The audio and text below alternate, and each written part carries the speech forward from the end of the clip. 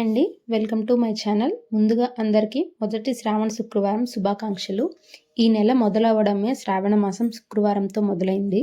కాబట్టి ఈ నెల మొత్తంలో 5 శుక్రవారాలు ఉన్నాయి. శ్రావణ శుక్రవారాలు మొదటి వారం ఇది.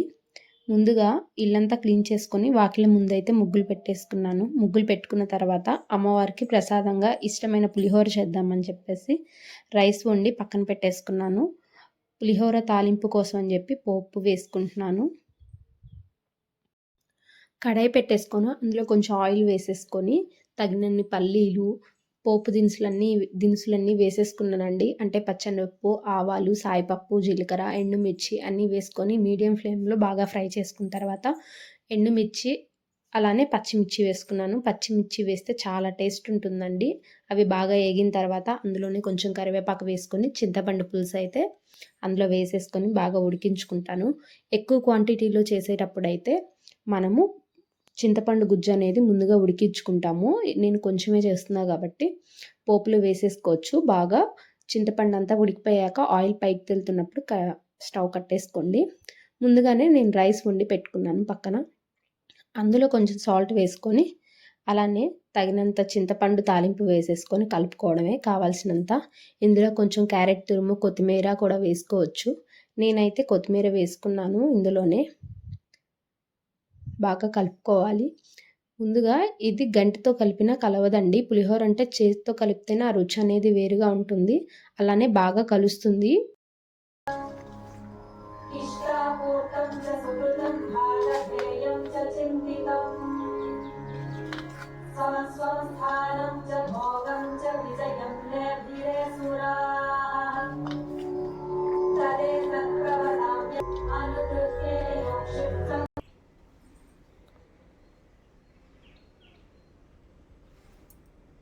పులిహోర అయితే కలపడం రెడీ అయిపోయిందండి.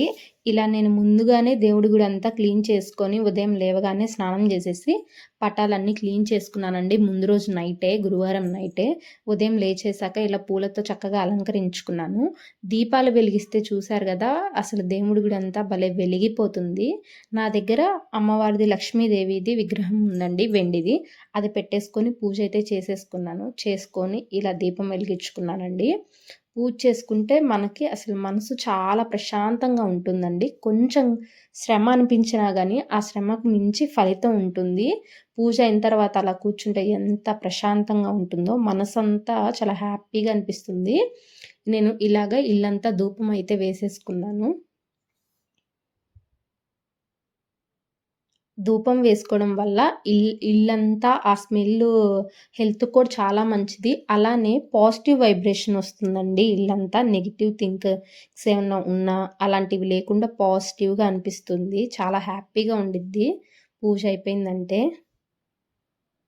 ఇంకా పూజ అయిపోయిన తర్వాత నావి చిన్న చిన్న పనులుంటే అవన్నీ పూర్తి చేసుకుంటున్నానండి.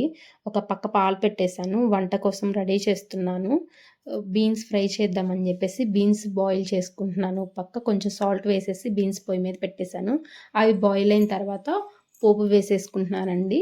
ఈ బీన్స్ ఫ్రైలో కొంచెం ఆనియన్స్ ఎక్కువ వేసేసుకొని నువ్వుల పొడి ఉంటుందండి, అది వేసుకొని చేసుకుంటే చాలా బాగుంటుంది టేస్ట్ అయితే. ఇక్కడ బాగా ఫ్రై అయిన తర్వాత ఇలా బాయిల్ చేసి పెట్టుకున్న బీన్స్ అయితే వేసేసుకున్నాను. అందులో తగినంత సాల్ట్ అండ్ పసుపు వేసేసుకుంటే ఆనియన్స్ బాగా వేగుతాయి, త్వరగా ఏగుతాయండి. వేగిన తర్వాత ఇలా నేను పప్పుల పొడి ముందే కొట్టుకొని ఉంచానండి. ఆ పప్పుల పొడి వేసేసుకొని కరివేపాకు వేసుకొని ఇలా బాగా కలిపేసుకున్నాను. కర్రీ అయితే రెడీ అయిపోయింది. అలానే నైట్ అండి ఇది, నేను ఆఫ్టర్నూన్ లంచ్ అయితే తినలేదు. ఇది నైట్ రొటీన్ అండి. నైట్ అయితే ఇంకా బీట్రూట్ రోటీ చేద్దామని చెప్పేసి బీట్రూట్ పరోటా చేశాను. బీట్రూట్ ఒకటి పీల్ తీసేసి చిన్న ముక్కలుగా కట్ చేసుకొని మిక్సీలో వేసుకొని ఇలా ప్యూరీలా చేసుకొని గోధుమ పిండి మనకు కావాల్సినంత తీసుకొని అందులో వేసుకొని కలుపుకోవడమే. ఎక్స్ట్రా వాటర్ అయితే అవసరం ఉండదు. బీట్రూట్ వేసుకుంటే కావాలి అంటే యాడ్ చేసుకోవడమే. ఇది కొంచెం గట్టిగా కలుపుకోవాలి, లేదంటే బాగా మెత్తబడిపోతుంది కలిపిన తర్వాత. ఇలా కలిపి ఒక 10 మినిట్స్ పక్కన పెట్టేసుకొని తర్వాత పొడిపిండి వేసుకొని ఇలా చపాతీలా ఒత్తుకోవడమేనండి. చాలా ఈజీ ప్రాసెస్. హెల్త్‌కి కూడా చాలా మంచిది. చాలా సాఫ్ట్‌గా కూడా ఉంటాయండి.